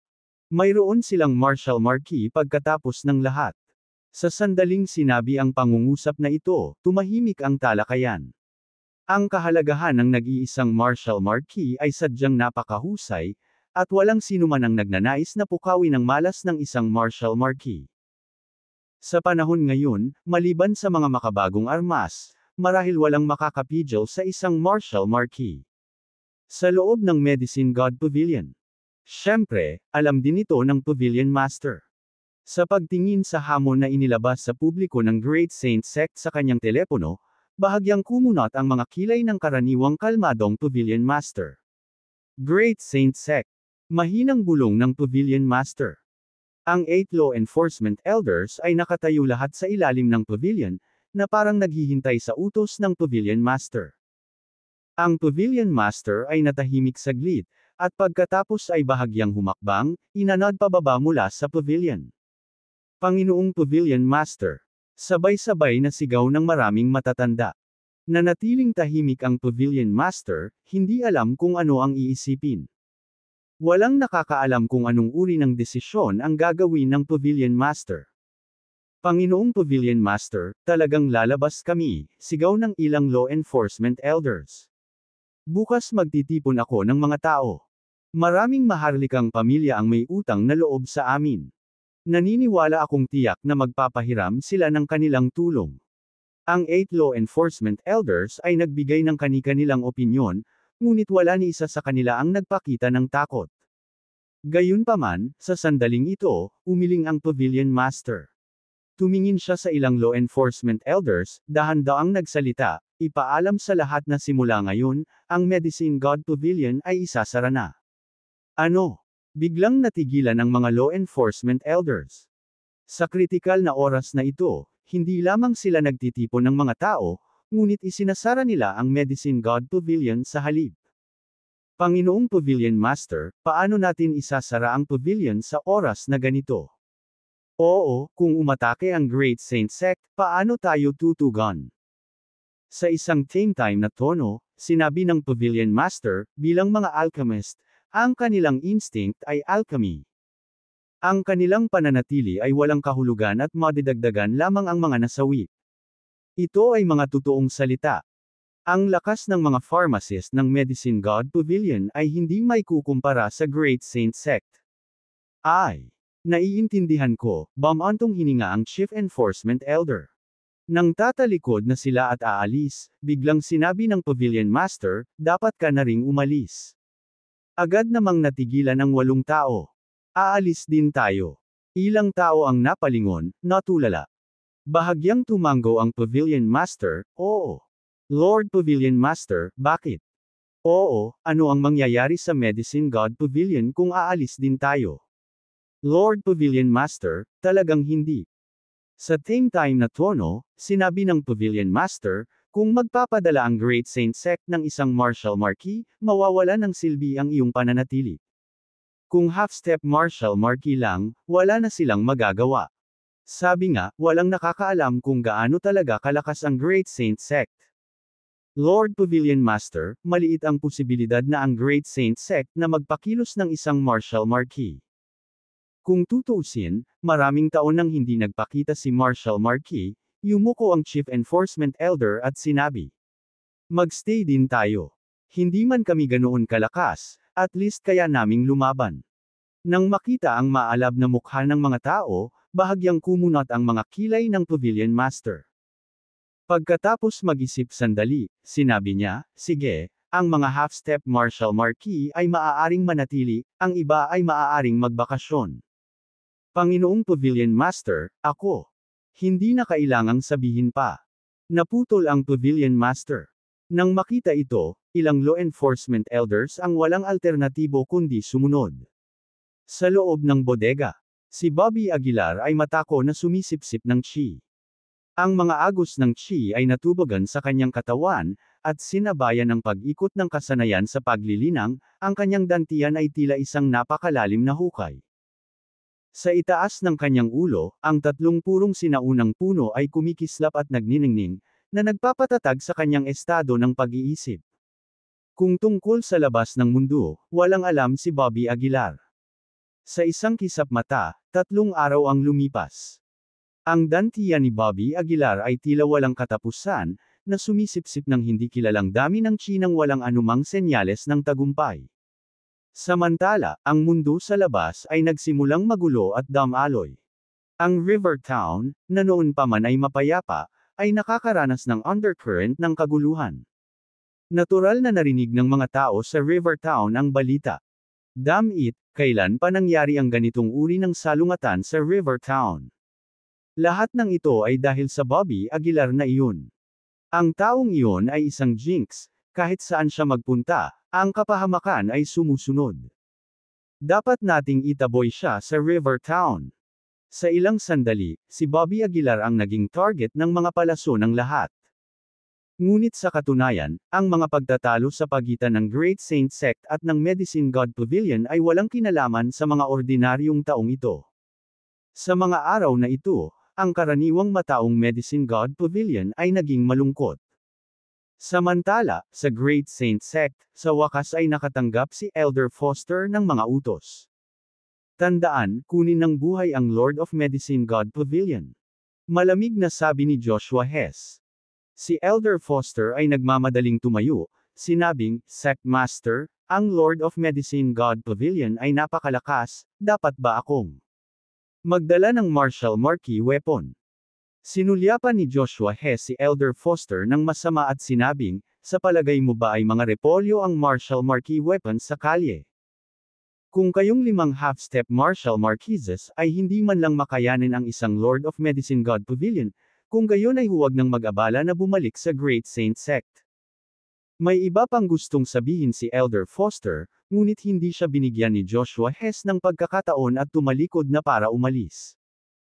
Elder Foster, ang Lord of Medicine God Pavilion ay isang babae lang, ganoon ka ba kitikot sa kanya? Sabi ni Skyler Howe, isang lalaki sa kanyang 40, walang malasakit. Ang lalaking ito ay si Skyler Howe, isa sa mga alternatibong elder ng Great Saint Sect at isa ring half-step na martial marquee. Siya at si Elder Foster ay nagpaligsahan noon para sa posisyon ng elder, ngunit sa huli, si Elder Foster ang napili. Nagbunga ito ng alitan sa pagitan ng dalawa. Malamig na tiningnan siya ni Elder Foster at sinabing, Skyler Howe, huwag mong maliitin ang babaeng ito. Ngumisi si Skyler Howe, ano? Martial marquee ba siya o ano? Sa tingin mo ba ang martial marquises ay mga repolyo na makikita mo kahit saan? Ngumisi si Elder Foster. Well, yun na yun. Walang pakialam na sabi ni Skyler Howe. Hanggat hindi siya isang martial marquee, ano ang dapat ikatakot? Hindi mapigilan ni Elder Foster na sumimangot. Dahan-dahan niyang sinabi, bagaman pareho tayong half-step martial marquises, mas malaki ang lakas niya kaysa sa akin. Sa huling simpleng encuentro, naiwan si Elder Foster na patuloy na nagsusuka ng dugo. Kung talagang nagsimula silang lumaban, ang 5 half-step na martial marquises na ito ay maaaring hindi nangangahulugang katugma para sa Lord of Medicine God Pavilion. Sa tingin ko natatakot ka lang. Ngumuso si Skyler Howe. Maaaring hindi kanya kapareha, pero hindi ibig sabihin na hindi rin tayo kapareha niya. Nanlamig ang mukha ni Elder Foster habang nanunuya, binalaan na kita noon pa. Kung natalo ka sa bandang huli, huwag mong pagsisihan. Ngumisi si Skyler Howe, kung natatakot ka, manatili ka lang dito. Pagkatapos ihagis ang mga salitang iyon, ikinaway ni Skyler Howe ang kanyang kamay, tara na. Bubunutin natin ang Medicine God Pavilion. Kabanata 480. Nakita ni Elder Foster ang sitwasyon at hindi niya maiwasang mapangiti. Isang walang utak na tanga, tingnan natin kung paano mo nililinis ang kalat na ito. Ngumuso si Elder Foster at sinundan ng malalaking hakbang. Gumawa ng engranding display ang Great Saint Sect, patungo sa Divine Alchemist Pavilion. Hindi nila itinago ang kanilang mga intensyon, na parang gusto nilang itatag ang kanilang kapangyarihan sa pamamagitan ng Divine Alchemist Pavilion. Sa ganoong momentum, mabilis na kumalat ang balita. Kumikilos ang dakilang Saint Sect. Isang mensahe ang ipinadala, na agad na umaakit sa atensyon ng hindi mabilang na mga tao. Ang ilan ay nagmaneho kaagad patungo sa River Town. Sa loob ng Divine Alchemist Pavilion. Nakababad ang Pavilion Master sa paliguan na may hawak na tasa ng itim na tsaa. Sa panahong ito, ang mga puso ng mga matatanda ay natatakot, ngunit ang Pavilion Master ay tila walang nangyari at hindi nagpakita ng mga emosyonal na pagbabago. Noon lang, napansin ng matalas na Pavilion Master ang kanilang presensya. Nandito na sila. Isang nakamamatay na hangarin ang bumungad sa mga mahahabang mata ng Pavilion Master. Ibinaba niya ang kanyang itim na tsaa, iniabot ang kanyang kamay, at isang mahabang roba ang nahulog sa kanyang katawan. Pagkatapos, tumayo ang Pavilion Master sa pavilion, nakatingin sa malayo na parang naghihintay sa kanila. Papalapit ng papalapit ang 5 kalahating hakbang na martial marquises mula sa Great Saint Sect, 1 kilometro, 500 metro, 100 metro. Sa wakas, naramdaman din ng 2 natitirang law enforcement elder ang kanilang presensya. Panginoong Pavilion Master. Sisiga pa lang sila, nakita nila ang Pavilion Master na dahan-daang naglalakad palapit sa kanila. Panginoong Pavilion Master, sila. Alam ko. Pinutol ng Pavilion Master ang unang elder. 3 tao ang nakatayo sa plaza sa pasukan ng Divine Alchemist Pavilion, tahimik na naghihintay. Whoosh whoosh whoosh. Hindi nagtagal, 5 figure ang dumapo sa gitna ng plaza. Nanguna sa kanila si Skyler Howe. Nagsalpukan ang dalawang puwersa sa sandaling ito. Ang kapaligiran ay tense, na parang ang hangin mismo ay nagyelo. Tumingin si Skyler Howe sa Master of the Divine Alchemist Pavilion at walang pakialam na sinabi, ang sabi ng mga alingawngaw na ang Lord of Medicine God Pavilion ay isang walang katulad na magandang babae, at ngayon ay nakikita ko na ito ay hindi isang walang laman na pag-aangkin. Hindi pinansin ng Pavilion Master si Skyler Howe. Sa halip, lumingon ang kanyang tingin kay Elder Foster. Elder Foster, mukhang hindi mo naintindihan ang usapan natin noong nakaraan, walang pakialam na sabi ng Pavilion Master. Tumawa si Elder Foster, Pavilion Master, nandito ako sa utos ng Sect Master ng ating Great Saint Sect para sa lakayin ng Divine Alchemist Pavilion.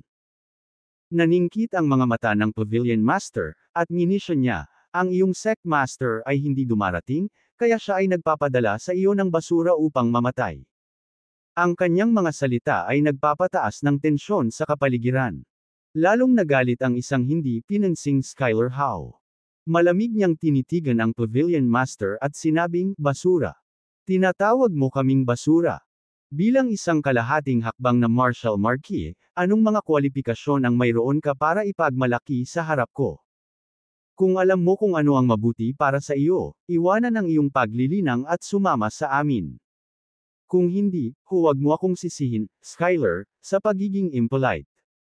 Nagtaas ng kilay ang Pavilion Master, tumingin kay Skyler Howe, at walang pakialam na sinabi, lumalabas na ikaw ay isa lamang temperamental na basura. Ikaw. Dito, lubos na nagalit si Skyler Howe. Ang chi ng kanyang buong katawan ay sumabog sa isang sandali, at ang malakas na enerhiya ay nagsimulang magtipon sa kanyang mga palad. Nakikita kong hinahanap mo si kamatayan. Galit na sigaw ni Skyler Howe, saka marahas na hinampas ang kanyang palad patungo sa Pavilion Master. Kalmadong itinaas ng Pavilion Master ang kanyang kamay para salubungin siya ng direkta. Boom! Ang malaking banggaan ay halos magsunog ng hangin. Sa sandaling iyon, ang mukha ni Skyler Howe ay nagbago ng husto. Sa sumunod na segundo, lumipad palabas ang kanyang katawan, bumuga ng isang subaw ng sariwang dugo. Paano ito mangyayari? Bumagsak si Skyler Howe sa lupa, puno ng takot ang kanyang maputlang mukha. Paano magkakaroon ng ganoong kalaking agwat sa pagitan ng dalawa, parehong half-step martial marquises? Hey, may tumigil na ba sa pagmamayabang? Malamig na nanunuya si Elder Foster sa gilid. Hindi umimik si Skyler Howe. Sa sandaling ito, napagtanto niya na mayroong isang mundo ng pagkakaiba sa lakas sa pagitan ng kalahating hakbang na martial marquises. Pagkatapos, gumapang si Skyler Howe sa kanyang mga paa. Pinunasan niya ang dugo sa gilid ng kanyang bibig at malamig na sinabi, tulad ng inaasahan sa Lord of the Medicine God Pavilion, ngunit sasabihin ko ito sa iyo, walang sinuman ang makakapagpabagal sa determinasyon ng Great Saint Sect na umatake. Ang Divine Alchemist Pavilion ay magiging alabok sa kasaysayan. Talaga. Kung gayon, hayaan mo kaming matuto mula sa iyo. Ang Law Enforcement Elder ay humakbang pasulong. Ngumisi at ngumisi si Skyler Howe, huwag kang maiinip. Kami lang ang dulo ng malaking bato ng yelo ng Great Saint Sect. Hihingi ako ng reinforcements ngayon. Pagkasabi nito, tumalikod si Skyler Howe para umalis. Tumigil ka dyan. Sinubukan siyang pigilan ng dalawang law enforcement elder, ngunit kinawayan sila ng Pavilion Master na huwag. Hayaan mo sila, walang pakialam na sabi ng Pavilion Master. Oo. Bagamat naguguluhan ng law enforcement elder, hindi na siya nagtanong pa. Pagkaalis ni Skyler Howe at ng iba pa sa Divine Alchemist Pavilion, nagsalubong ang mga kilay nila. Tumingin siya kay Elder Foster at malamig na sinabi, mukhang tama ka, minaliit ko siya. Bahagyang bumantong hininga si Elder Foster at nginisyon, nagyabang ka ng walang kabuluhan, at hindi nagtagal ay nasampal ka sa mukha. Ang pagsampal sa publiko sa harap ng napakaraming tao, nakakahiya. Napatikip ng ngipin si Skyler Howe ngunit walang sinabi. Paalalahanan kita, hindi lang mukha mo ang nawala, kundi mukha din ng Great Saint Sect.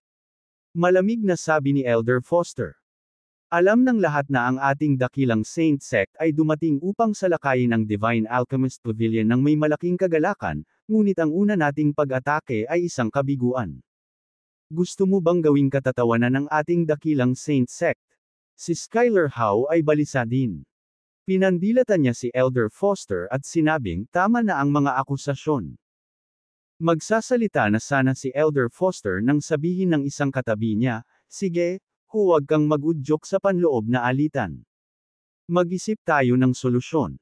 Hahanapin ko ang Sect Master ngayon at hihingi ng reinforcements. Kung hindi sapat ang 5 half-step martial marquises, magpapadala kami ng 10. Kung hindi sapat ang 10, magre-request kami ng totoong martial marquis.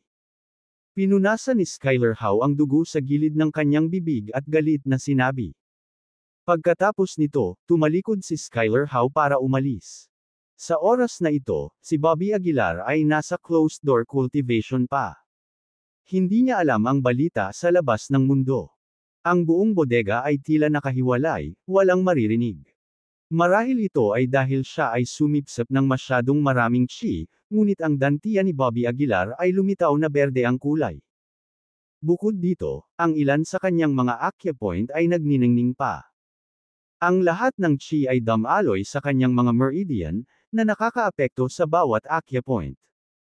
Ang noo ni Bobby Aguilar ay natatakpan ng makapal at malamig na pawis. Sa napakaraming dami ng chi, kahit si Bobby, na nakakuha ng isang paraan ng paglilinang, ay nakita itong medyo napakalaki. Half. Sa sandaling ito, biglang lumabas ang itim na gas sa kanyang katawan. Walang tigil na lumabas ang itim na gas na ito mula sa kanyang mga butas at butas. Sa isang iglap, naramdaman ni Bobby Aguilar na ang kanyang katawan ay naging mas transparent at nakaka-relax. Parang lahat ng dumi at lason sa loob ng katawan niya ay natanggal sa isang iglap. Ang daloy ng chi, na parang maliit na batis, ay biglang lumundag na parang malakas na ilog sa sandaling ito. Whoosh! Nanlaki ang mga mata ni Bobby Aguilar, at sumikat ang mga sinag ng liwanag.